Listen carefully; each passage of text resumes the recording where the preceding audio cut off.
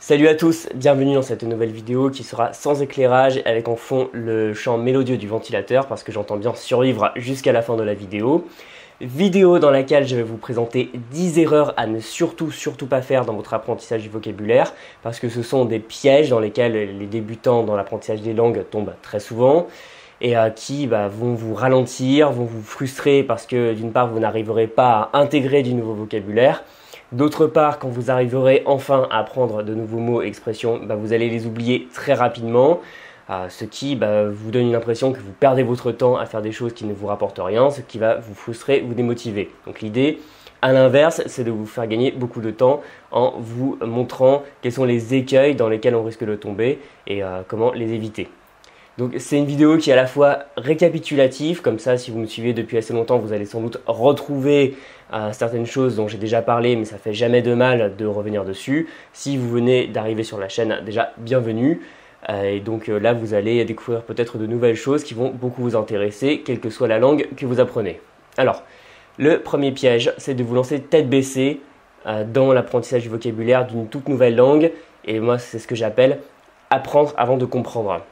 Parce que si vous avez déjà appris une langue qui est très différente du français, donc je ne vais pas parler de l'espagnol ou de l'italien qui ont des structures latines, donc relativement proches de ce qu'on a en français, si vous avez appris une langue très exotique, vous aurez très certainement remarqué que les mots sont bizarres, qu'ils sont très différents du français, que vous pourriez quasiment interchanger les syllabes, ça reviendrait vraiment au même pour vous.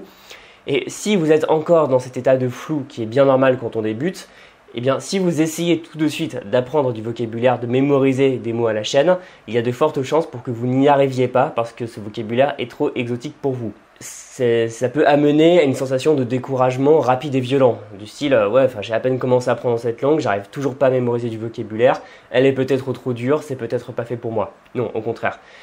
Il est possible et facile d'apprendre du vocabulaire quelle que soit la langue, mais prenez un peu de temps dans un premier temps avant de vous lancer tête baissée dans des listes de vocabulaire pour voir comment elle marche, vous habituer à ses sonorités, à son alphabet aussi, bref, à toutes ses spécificités et au bout d'un moment, les mots vont devenir transparents, donc faciles à apprendre. Deuxième piège contre lequel je voulais vous mettre en garde, c'est de confondre une liste de choses à faire avec un vrai outil. Ce que je veux dire par là, c'est n'essayez pas d'apprendre avec des listes de vocabulaire. Les listes de vocabulaire sont présentées comme des outils d'apprentissage, alors que ce ne sont pas des outils, c'est simplement une collection de mots ou d'expressions. Et essayer d'apprendre à partir d'une liste, c'est à peu près aussi efficace que d'essayer d'apprendre depuis un annuaire. Voilà, ça ne sert à rien. Une liste, il faut l'adapter à un apprentissage, il faut la transformer pour la rendre utilisable. Parce que l'école souvent nous a donné ça sous forme de liste, c'est-à-dire une collection de mots, hop, en faisant passer la liste pour un outil d'apprentissage, alors que c'est tout sauf un outil, c'est juste un support avec des mots, c'est une liste, point final. Et donc si vous n'avez jamais réussi à apprendre le vocabulaire à partir de listes, c'est bien normal, ce n'est pas fait pour. On arrive ensuite au troisième point, c'est d'utiliser de mauvaises techniques ou aucune technique. On reprend la manière scolaire, bien souvent, quand on nous demande à l'école d'apprendre du vocabulaire, on donne une liste comme ça, et après vous avez la liste à réviser pour le soir, et ce que vous allez faire bien souvent, c'est relire la liste, c'est-à-dire par exemple la veille ou 5 minutes avant le contrôle de vocabulaire, ou alors vous allez recopier les mots. Et il y a pas mal de gens qui me disent « je comprends pas, j'essaie d'apprendre du vocabulaire, je recopie 10 fois les mots, ça rentre pas ». Alors, recopier les mots dans un certain contexte, ça peut aider, mais il faut bien comprendre que simplement relire des listes ou recopier des mots comme ça dont on n'a rien à faire, qu'on ne comprend pas, qu'on ne saurait pas utiliser soi-même, ça ne marche pas. Ce n'est pas une technique d'apprentissage, c'est simplement s'occuper, perdre son temps, désolé mais il faut le dire assez crûment, et ça ne permet pas d'apprendre, de mémoriser efficacement des mots et des expressions. Ensuite, on arrive au quatrième point, c'est de subir votre apprentissage au lieu de le développer. Je reviens, encore une fois, à l'apprentissage classique. Bien souvent, ce qui se passe, c'est qu'on va avoir un professeur qui va nous dire « Voilà, maintenant il faut que tu apprennes ça, maintenant il faut que tu apprennes ceci ou cela ». Ou alors, même dans les méthodes soi-disant plus modernes du style des applications, on est toujours sur la même chose. C'est-à-dire, une personne aura décidé pour vous, sans vous connaître, ce qui est bon pour vous, c'est-à-dire le vocabulaire que vous devez apprendre à un instant T. Et il n'y a pas de pire manière de faire. Et c'est pour ça que généralement l'apprentissage par thématique marche très mal. Qu'est-ce que j'appelle l'apprentissage par thématique? C'est tout simplement ce qu'on voit assez souvent, on va vous donner une liste basé sur une thématique. Par exemple, on va vous donner tous les noms de métiers, puis tous les noms d'animaux, il faut tout apprendre, alors que ça n'a aucun sens. Par exemple, mettons que vous débutiez l'allemand, est-ce que ça sert à quelque chose d'apprendre tous les noms de métiers? Absolument pas. Apprenez peut-être le nom de métier, le métier que vous faites, le métier éventuellement de votre famille, et point à la ligne.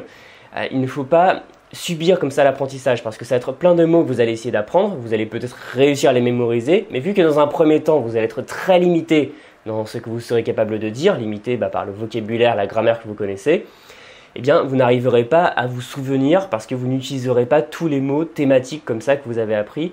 Et chaque chose en son temps. Donc ne subissez pas l'apprentissage, il vaut mieux apprendre en partant de vous-même, c'est-à-dire par l'expression, par la pratique, vous allez vous rendre compte des mots qui vous manquent, des expressions qui vous manquent, de la grammaire qui vous manque, et là vous pouvez l'apprendre. Et comme ça, au fur et à mesure, vous allez vous construire tout un lexique de manière logique, en partant des mots expressions que vous allez utiliser le plus souvent, c'est-à-dire qu'on va souvent utiliser une toute petite minorité de mots très souvent, donc il faut les connaître avant de connaître des mots plus compliqués. Ensuite, on arrive au 5e point, et ça suit un peu la même logique, c'est apprendre dans le désordre sans avoir un plan, sans avoir une logique derrière votre apprentissage. Parce que bien souvent, encore une fois dans les apprentissages classiques par liste, on va lister des mots, des verbes, des noms, des adjectifs, un peu dans le désordre comme ça. Et parfois, on va mélanger des mots très courants et des mots peu courants, des mots très simples et des mots très compliqués qui souvent sont formés à partir de plusieurs mots collés.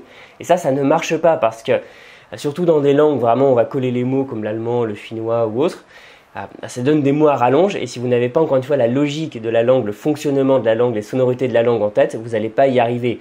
Donc apprenez d'abord les choses très simples, apprenez encore une fois ce qui vous permet de vous exprimer parce que je vois énormément de gens et honnêtement tombent très facilement là-dedans qui apprennent le mot pour dire je sais pas ingénieur mais qui n'arrivent même pas à dire je m'appelle machin parce que la méthode ne l'a pas enseigné. Pensez en priorité à ce qui est le plus immédiat et que vous allez utiliser parce que sinon vous allez apprendre des mots complexes, des mots fleuris, des mots poétiques, ou des mots du vocabulaire très littéraire que vous n'allez jamais employer, que vous n'allez pas entendre très souvent dans un premier temps et que vous n'allez pas retenir. 6e erreur à ne surtout pas faire, c'est d'aller contre votre nature. Est-ce que vous connaissez les profils VAK, c'est-à-dire visuel, auditif ou kinesthésique? Je ne vais pas forcément m'appesantir dessus, mais chaque personne mélange plusieurs profils et en a un dominant. Et le problème, c'est que bien souvent, on conçoit des stratégies, on conçoit du matériel pédagogique seulement pour un type de profil. Et ce qui va se passer, c'est que par exemple, si vous apprenez du vocabulaire sous forme très visuelle et que vous êtes plutôt, par exemple, auditif, mais en fait, vous allez perdre votre temps parce que vous allez apprendre d'une manière qui n'est pas faite pour vous. Et encore une fois, c'est pour ça que l'apprentissage par liste laisse une partie de la population sur le carreau. C'est parce que juste en voyant des mots, on ne va pas forcément bien les retenir. Donc réfléchissez à comment vous êtes, la manière dont vous apprenez le mieux, la manière dont naturellement, en dehors des langues, vous retenez mieux les informations et apprenez plutôt votre vocabulaire comme ça et que ça rentrera beaucoup plus vite. Ensuite, on arrive au point numéro 7. C'est de n'apprendre qu'une seule facette du mot. Qu'est-ce que je veux dire par là? C'est que un mot, c'est quoi? Un mot, c'est avant tout du son. Par exemple, quand je dis mot, vous entendez un son. C'est quelque chose de visuel, c'est-à-dire sa forme graphique, son écriture, son orthographe. Et c'est aussi une fonction pour exprimer du sens. Un verbe ne va pas être utilisé de la même façon qu'un adjectif parce que ça n'exprime pas le même sens. Et trop souvent, on apprend juste le mot comme ça, isolé, juste sous son orthographe, même souvent sans sa prononciation. Et le résultat ne se fait pas attendre, c'est que vous ne savez pas utiliser ce mot, voilà, vous le connaissez, mais vous ne savez pas le placer dans une phrase. Quand vous l'entendez à l'oral ou que vous essayez de l'utiliser, donc vous vous rendez compte que vous ne connaissez pas sa prononciation, donc soit vous ne le reconnaissez pas à l'oral, soit quand vous voulez le dire à un locuteur natif, le locuteur natif ne vous comprend pas. Bref, arrêtez de penser, et ça c'est très important, seulement en termes de mots. Il faut bien apprendre chaque mot de manière activable, c'est-à-dire que vous pouvez utiliser directement ou reconnaître directement d'une phrase, et bien faire attention au contexte.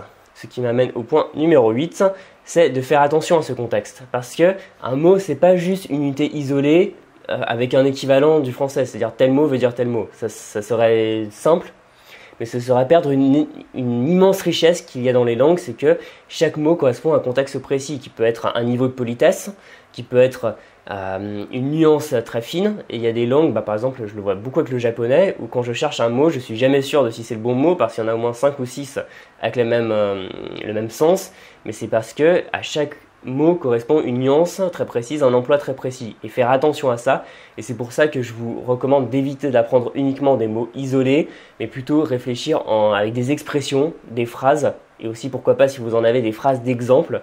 Comme ça, vous pourrez voir dans quel sens utiliser un mot, ce qui va faire que vous allez comprendre très précisément la nuance parfois très fine qui peut se cacher derrière, et vous allez pouvoir utiliser les bons mots dans le bon contexte. On arrive maintenant au 9e et avant-dernier point, c'est d'avoir la tête dans le guidon, le nez dans des listes, des manuels, des applications. Alors, utiliser des applis, même des très bonnes méthodes, c'est bien. Mais parfois, ce qui se passe, c'est qu'on va quand même apprendre en pensant bien faire du vocabulaire et on n'arrive pas à le retenir. Pourquoi ? Parce que bien souvent, on garde en tête l'esprit que l'apprentissage est une contrainte. C'est quelque chose de douloureux qu'il faut faire comme ça. On va d'abord en baver et ensuite on y prendra du plaisir. Mais ce qu'il faut savoir, c'est que le cerveau humain apprend et retient des choses qui sont importantes pour lui. Et donc, si vous allez donner à votre apprentissage un contexte émotionnel fort, eh bien votre cerveau va retenir les informations. Donc c'est pas quelque chose de bisounours, de sucré, hein, c'est vraiment quelque chose qui est très important. Et je pense que vous avez déjà remarqué qu'un mot appris il y a des années auprès d'un locuteur natif dans une situation qui était sympathique, c'est un mot qu'on retient 1000 fois plus facilement qu'un mot qu'on a appris dans une liste qu'on n'avait pas envie d'apprendre à la base. Donc voilà, sortez un peu de chez vous, je sais qu'il y a du soleil en ce moment qui fait chaud, que c'est pas forcément très agréable, mais bon, plus sérieusement, allez voir des gens, apprenez dans des contextes qui vous plaisent, avec des films, des livres, etc., des chansons, bref, tout ce qui vous plaît, et retrouvez le plaisir de l'apprentissage. Ce n'est pas de l'apprentissage moins efficace, mais c'est de l'apprentissage au contraire qui bien souvent est plus efficace, car vous allez mieux retenir tout ce que vous allez apprendre de cette manière. Et maintenant, on arrive au 10e et dernier point, c'est faites attention à ne pas apprendre de temps en temps sans fil conducteur. Il y a vraiment 2 piliers pour la mémorisation. Comme on l'a vu, c'est l'émotion. Est-ce que c'est impactant pour votre cerveau ? Et l'autre pilier, c'est est-ce que c'est régulier ? Parce que le cerveau retient des choses qu'il apprend de manière régulière.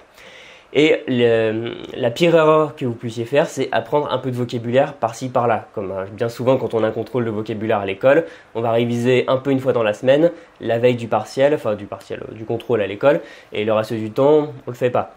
Non, en fait, ce qu'il faut faire, je vous parlais d'avoir une stratégie du vocabulaire, c'est-à-dire de bien comprendre la langue, puis d'apprendre les mots les uns après les autres dans un ordre logique. Et bien, cet ordre logique doit s'insérer dans une routine quotidienne, c'est-à-dire chaque jour, apprendre de nouveaux mots, apprendre de nouvelles expressions et réviser tous les mots que vous avez vus précédemment. Et c'est de cette manière que vous allez, par répétition, et je vous conseille d'utiliser la répétition espacée, des logiciels qui vous mâchent le travail et qui vous ordonnent toute cette routine quotidienne de mémorisation.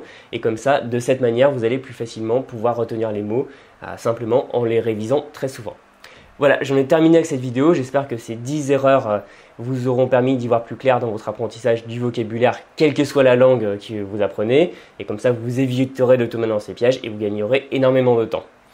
Pour finir, si ça vous a intéressé, si vous partagez ma vision d'apprentissage du vocabulaire et si vous souhaitez que je vous accompagne dans votre apprentissage du vocabulaire, des mots, des expressions, des structures de grammaire de n'importe quelle langue, j'ai rouvert les inscriptions à ma formation Vocabulaire Express. Donc vous pouvez y accéder en cliquant sur le lien dans la description. Vous arriverez sur la page de présentation, vous pourrez voir tous les détails et voir si c'est fait pour vous. Et si c'est le cas, on se dit à tout de suite de l'autre côté. Voilà, en tout cas c'est disponible jusqu'à ce dimanche et je vous dis à très bientôt dans une prochaine vidéo. N'hésitez surtout pas à vous abonner à la chaîne sur laquelle vous êtes de plus en plus nombreux et je vous en remercie. Et voilà, à la prochaine, salut!